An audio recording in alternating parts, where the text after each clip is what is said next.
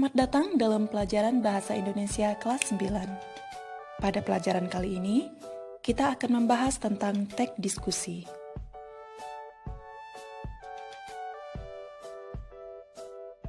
Adapun ruang lingkup materi yang akan kita pelajari pada bab ini meliputi A.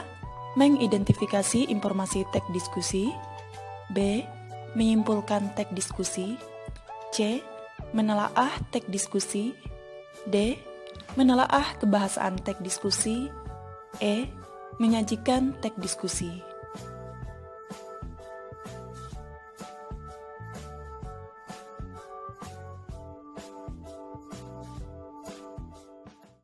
Diskusi adalah pertukaran gagasan, pikiran, dan pendapat antara dua orang atau lebih secara lisan. Teks diskusi merupakan teks yang disusun untuk menyajikan pendapat, sudut pandang, atau perspektif yang berbeda terhadap suatu permasalahan.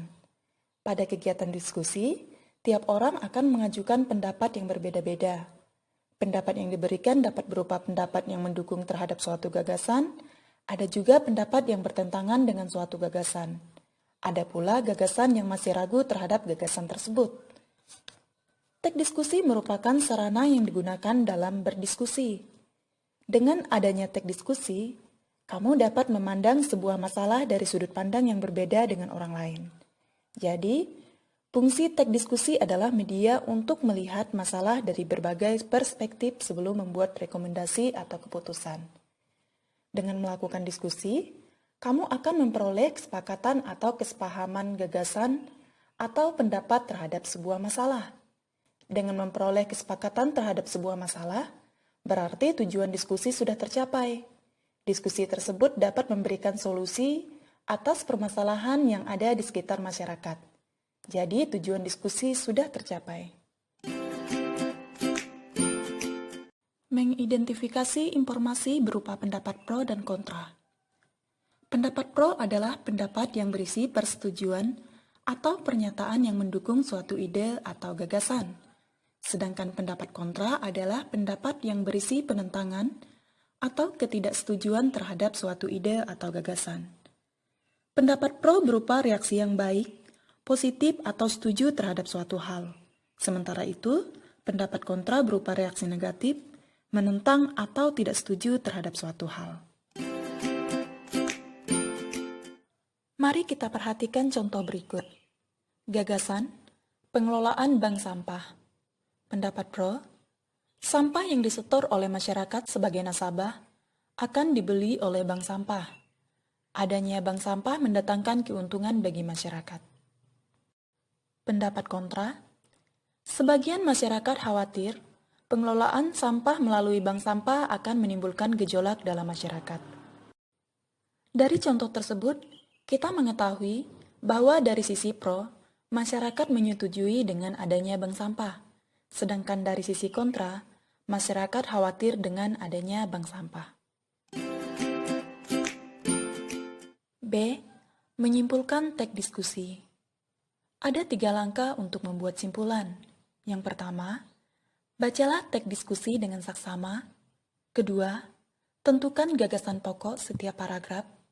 Ketiga, susunlah setiap gagasan pokok tersebut menjadi satu paragraf yang padu. Kamu dapat menggunakan konjungsi yang sesuai untuk merangkai gagasan pokok tersebut agar menjadi paragraf yang baik. Struktur teks diskusi. Struktur teks diskusi terbagi menjadi 3, yaitu pendahuluan, isi, dan simpulan. Pendahuluan berisi pernyataan untuk membatasi topik, latar belakang topik, dan sudut pandang berbeda yang akan dibahas. Isi berisi serangkaian paragraf berupa 2 atau 3 paragraf dengan argumen setuju atau pro, dan alasannya serta contoh yang mendukung gagasan. 2 atau 3 paragraf dengan argumen tidak setuju atau kontra, dan alasannya serta contoh yang mendukung gagasan. Gunakan bahasa yang persuasif dan kohesif untuk menghubungkan gagasan atau untuk menunjukkan perubahan pendapat. Simpulan. Simpulan berupa simpulan argumen dari kedua sisi, mengevaluasi argumen yang paling efektif, serta rekomendasi satu sudut pandang berdasarkan argumen yang disajikan. Menelaah bahasa teks diskusi. Penggunaan bahasa yang efektif sangat penting dalam teks untuk tujuan persuasif khususnya diskusi. Kamu dapat menilai penggunaan bahasamu sendiri untuk tujuan persuasif tersebut dengan memperhatikan hal berikut. Audiensi. Apakah bahasa yang kamu gunakan dapat meyakinkan pembaca atau pendengar? Gagasan. Apakah kata-kata yang kamu gunakan mampu menjelaskan dan menghubungkan gagasan atau argumen serta alasan? Sarana persuasif. Apakah jelas gambaran pendapat penulis untuk mencoba meyakinkan pembaca atau pendengar? Kosakata. Apakah kosakata yang kamu gunakan sesuai dengan topik dan konteks tugas? Kohesi. Apakah kamu menggunakan dengan tepat kata rujukan, kata ganti, konjungsi, dan kata hubung dalam kalimat dan paragraf? Ciri-ciri kebahasaan teks diskusi. Yang pertama, menunjukkan waktu sekarang. Kalimat yang digunakan dalam teks diskusi menunjukkan waktu sekarang karena biasanya berbicara tentang permasalahan aktual. Kata-kata yang digunakan menunjukkan waktu kini dan menunjukkan apa yang sedang terjadi.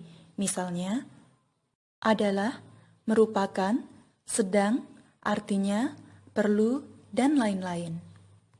Kedua, kata yang mewakili pikiran dan perasaan membawa emosi dari pandangan penulis. Misalnya, percaya, yakin, pikir, suka, kagum, dan lain-lain. Ketiga, kata emotif melibatkan pikiran pembaca, seakan pembaca melihat persoalan seperti yang kita pikirkan. Misalnya, ganas, unik, liar, buas, berharga, dan lain-lain. Keempat, bahasa evaluatif untuk mengkaji argumen dan bukti pendukung. Misalnya, penting, sederhana, berpikiran sempit, mengancam, sangat jelas, dan lain-lain.